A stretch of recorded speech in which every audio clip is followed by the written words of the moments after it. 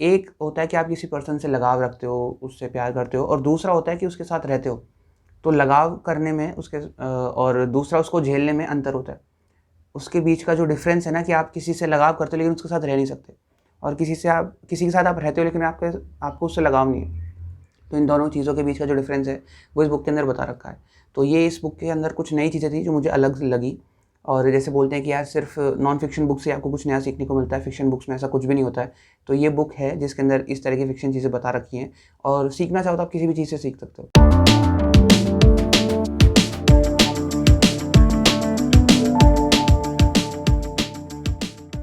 नमस्कार दोस्तों, कैसे हो आप सब? स्वागत है आप सबका एक नई वीडियो में। और आज हम जिस बुक की बात करने जा रहे हैं उसका नाम है it and with us.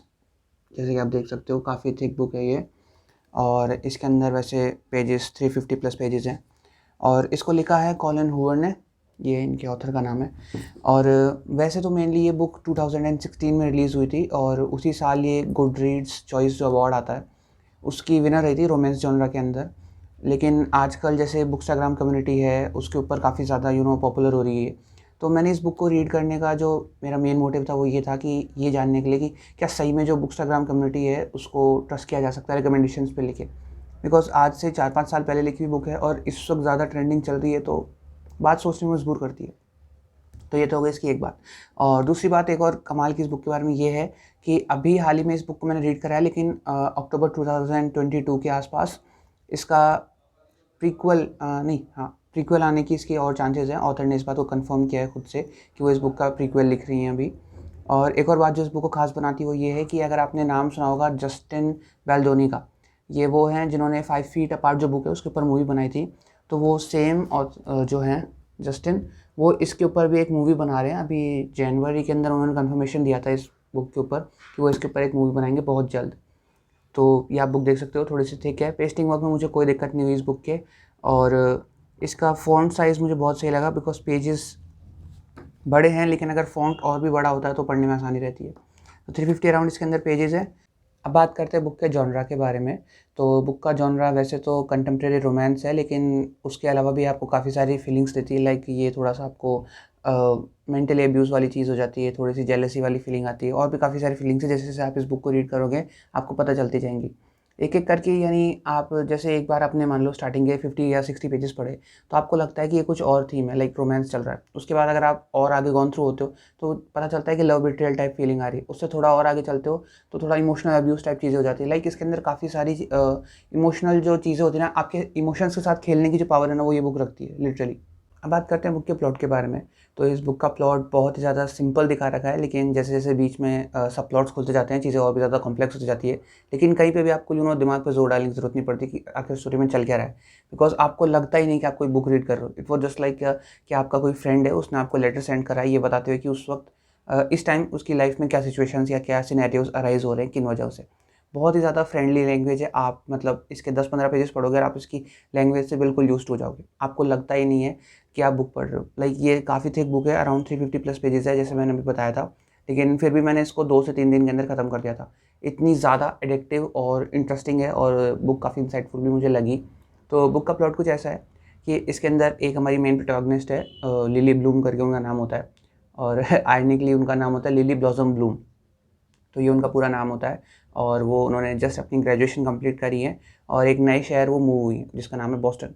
Boston आपने नाम सुन रखा होगा।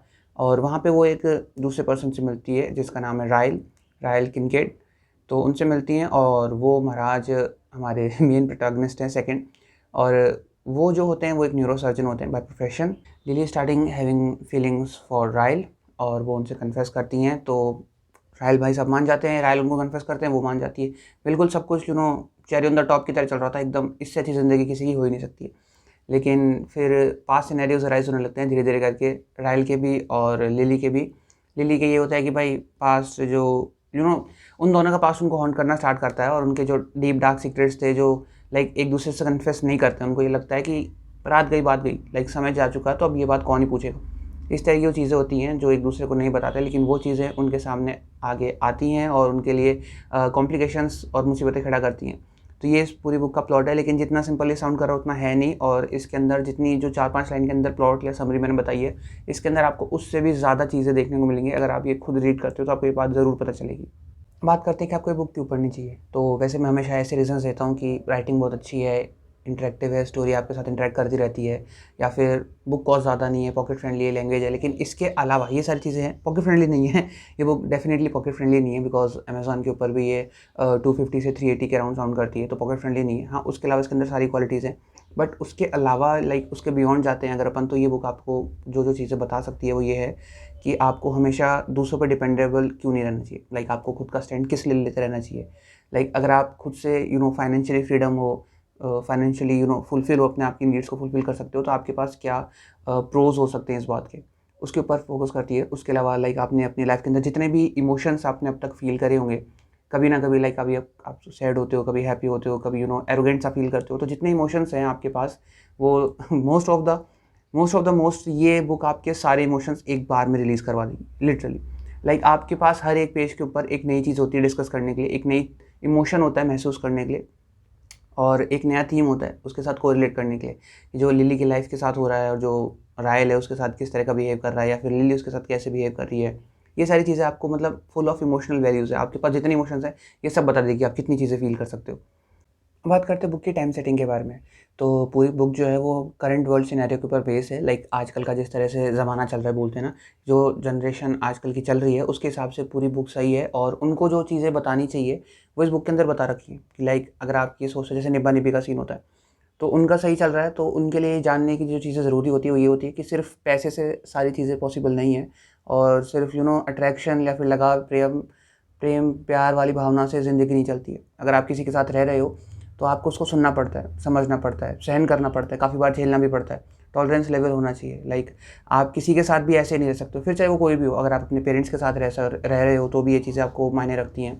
अगर आप रूममेट्स के साथ हो तो भी है, फ्रेंड्स है तो भी है, आपको टॉलरेट करना पड़ता है चीज़ें, आपको काफ़ी बार अवॉइड करनी पड़ती हैं, काफ़ी बार नेगलेक्ट करनी पड़ती हैं, काफ़ी बार उनको खुद से आगे रखना पड़ता है। अब बात करते हैं बुक के फेवरेट कैरेक्टर के बारे में। तो बुक के अंदर एक कैरेक्टर और इंट्रोड्यूस होता है स्टोरी में थोड़ा सा आगे जाके, जिसका नाम होता है एटलस। तो एटलस जो कैरेक्टर था वो मुझे सबसे ज़्यादा सही लगा, बिकॉज उसका जितना सिंपल, सोबर, स्वीट, डिपेंडेबल और सिंसियर पर्सन, और जो गट वाला पर्सन है, गट्स उसके काफ़ी हाई हाई थे कि वो हर बात को एकदम ऐसे कह देता था, मुझे नहीं मतलब तू क्या करेगा। तो इसलिए मुझे ये जो एटलस का कैरेक्टर था वो पूरी बुक में सबसे सही लगा। अब बात करते हैं कुछ ऐसी बातों की जो मुझे बुक में सही नहीं लगी। वो सिर्फ एक थी कि थोड़ी सी एक्सपेंसिव है, और आप खुद पैसे पे करो और खुद ही दुखी हो तो ये कोई अच्छी डील नहीं है।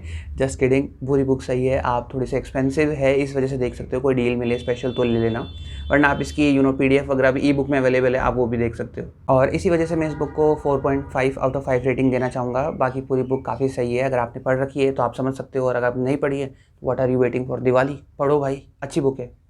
बात करते हैं बुक के उन सीन्स के बारे में जो मुझे सबसे सही लगा। तो एक मेरा पर्सनल फेवरेट सीन था जब लास्ट में जो लिली होती है हमारी सेंट्रल प्रोटैगनिस्ट, वो जो अपना फाइनल वर्डिक्ट सुनाती है रायल को, और रायल जिस तरह से उस पर रिएक्ट करता है और रायल उसको बदले में क्या बोलता है, वो वाला जो सीन था लास्ट, मतलब बुक की एंडिंग काफ़ी सही लगी मुझे, और इसलिए मेरा ये सबसे फेवरेट सीन था। अब बात करते हैं बुक के कंक्लूजन के बारे में। तो बुक मुझे ओवरऑल काफ़ी सही लगी। इसके अंदर सिर्फ एक ड्रॉबैक है कि थोड़ी सी एक्सपेंसिव है, लेकिन अगर आप उसको नेगलेक्ट कर दो, या फिर आपको वो थोड़े सही डील में कहीं और से मिल रही है, या फिर आप ई किंडल वर्जन इसका परचेज़ करते हो, तो हाँ, आपके लिए काफ़ी सही हो सकती है ये।